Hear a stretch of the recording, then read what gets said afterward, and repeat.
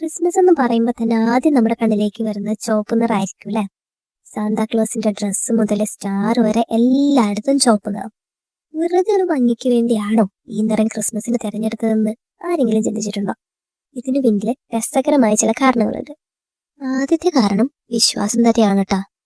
യേശുവിന്റെ ജനനമാണല്ലോ നമ്മൾ ക്രിസ്മസ് ആയി ആഘോഷിക്കുന്നത്. എന്നാൽ അദ്ദേഹം ലോകത്തിനു വേണ്ടി സഹിച്ച ത്യാഗത്തിന്റെയും ചൊരിഞ്ഞ രക്തത്തെയൊക്കെയാണ് ഈ ചുവപ്പ് നിറം സൂചിപ്പിക്കുന്നത്. അതായത് നമ്മളോടുള്ള ദൈവത്തിന്റെ അതിരില്ലാത്ത സ്നേഹത്തിന്റെ ഒരു അടയാളം. അതാണ് ഈ ചുവപ്പ്. ഇനി രണ്ടാമതായിട്ടുള്ള ഒരു കാരണം പ്രകൃതിയുമായി ബന്ധപ്പെട്ടതാണ്. പണ്ട് യൂറോപ്പിലൊക്കെ കഠിനമായ മഞ്ഞുവീഴ്ചയുള്ള സമയത്ത് എല്ലാ ചെടികളും ഉണങ്ങിപ്പോകുമായിരുന്നു. ആ സമയത്തും മഞ്ഞിൽ വാടാതെ നിൽക്കുന്ന ഒരു ചെടി ഉണ്ടായിരുന്നു, ഹോളി. പച്ച ഇലകളും നല്ല ചുവന്ന കായകളൊക്കെയുള്ള ഈ ചെടി അന്ന് ആളുകൾക്കൊരു വലിയ പ്രതീക്ഷയായിരുന്നു കൊടുത്തത്. ജീവിതം അവസാനിച്ചിട്ടില്ല എന്നൊരു തോന്നല് ഇത് അവർക്ക് നൽകി. അങ്ങനെ ആ പച്ചയും ചുവപ്പും ക്രിസ്മസിന്റെ ഭാഗമായി. ഈ മൂന്നാമത്തെ കാരണം നമ്മുടെ സാന്താക്ലോസ് ആണ് കേട്ടാ.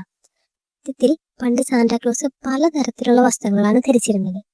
എന്നാൽ 1930കളില് കൊക്കക്കോള കമ്പനി അവരുടെ പരസ്യത്തിന് വേണ്ടി സാന്താക്ലോസിനെ ചുവന്ന കുപ്പായിട്ടൊരു തമാശക്കാരനായി കാണിച്ചു. ആ ചിത്രം ലോകം മുഴുവൻ അങ്ങോട്ട് ഹിറ്റായി. അതോടെ സാന്ത എന്ന ചുവപ്പനായി മാറി. അപ്പൊ നമ്മൾ പറഞ്ഞു വന്നത് ചുവപ്പ് വെറും ഒരു കളറല്ല, അത് സ്നേഹത്തിന്റെയും പ്രതീക്ഷയുടെയും സന്തോഷത്തിന്റെയും ഒക്കെ ഒരു അടയാളമാണ്. ഈ അറിവ് ഇഷ്ടപ്പെട്ടെങ്കിൽ കൂട്ടുകാർക്കൊന്ന് ഷെയർ ചെയ്തേക്കണേ.